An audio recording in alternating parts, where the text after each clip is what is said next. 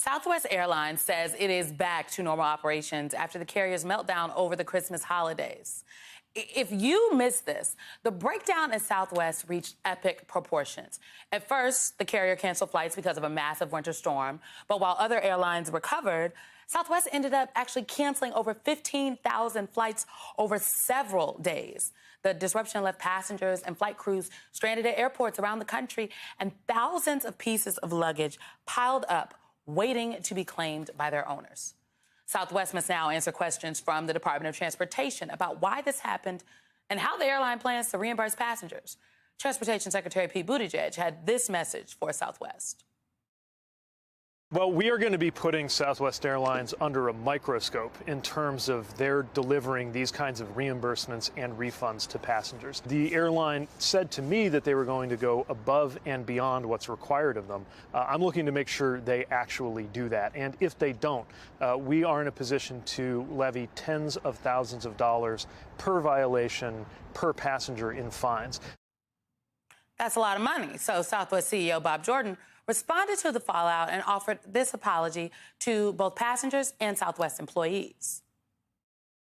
I want everyone who is dealing with the problems we've been facing, whether you haven't been able to get to where you need to go, or you're one of our heroic employees caught up in a massive effort to stabilize the airline, to know is that we're doing everything we can to return to a normal operation. And please also hear that I'm truly sorry. Joining us now is one of those heroes, Corliss King. She is Vice President of Transport Workers Union Local 556, which represents Southwest Airlines flight attendants. Ms. King, thank you so much for being here. As I've been reading about Southwest and this whole debacle, you have been popping up in all of the stories.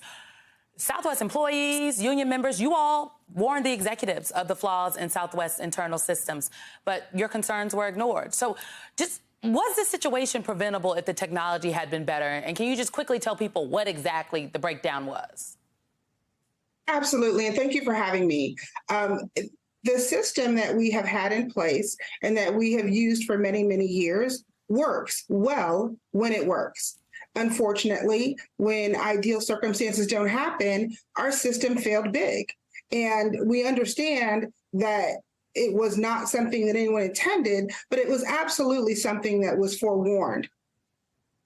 So was it preventable then? I would say that had Southwest management at the time taken the warning from unions, the warning from our union in particular, and learned from past meltdown situations on a smaller scale, we could have at least mitigated some of these problems. As I was not one of the folks out there stranded on Southwest, but I know many friends and family, and just reading and looking at the headlines, people who have been. And I keep coming back to this point that the U.S. government gave about $50 billion in aid to the airline industry at the height of the pandemic. Southwest, specifically, they received about $7 billion of that aid. The airline industry was bailed out at its most vulnerable time. I can't think of a more vulnerable time for a traveler than being a stranded traveler at an airport during the holidays. So what do you think Southwest should do to compensate its customers, and how can they really make amends? I am not able to speak to what that compensation looks like, but what I can tell you is that at its heart, I still believe that Southwest is a strong company. It's a good company. I think we've gotten a little misdirected and have our priorities that need to be realigned.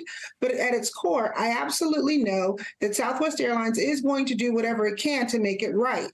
However, part of what has to happen in building back that trust is the trust has to be built back with its employees, because the employees showed up. The employees performed. We were there for our passengers.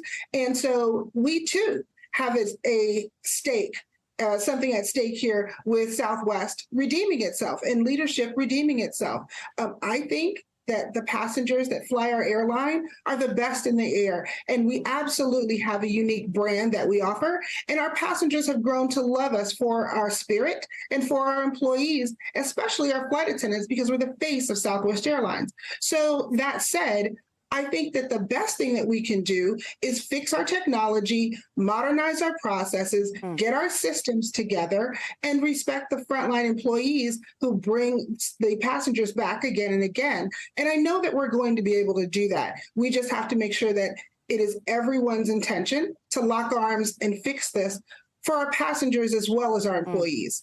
Well, Ms. King, you talk about something for the frontline employees. What would you like to see specifically happen for employees from the company's perspective? What is the union asking for? The union has been in negotiations with Southwest management for 4 years. And negotiations doesn't just mean we're looking for money.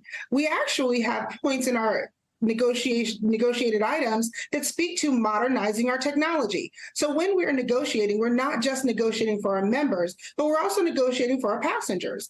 And so what I would hope is that we would be able to come to the table with our leadership and become partners in modernizing our operation, speaking to the flying we're doing in 2022 and 2023, and remove ourselves from systems that were built for flying we did in 1999. And that is simply not going to work. We have grown from this tiny little airline with 3 cities on a napkin to the largest domestic carrier. And we need to grow with it and marry our history with our future. There's work to be done.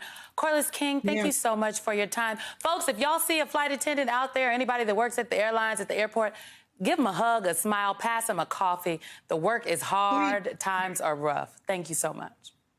Thank you for having me, Simone. Absolutely.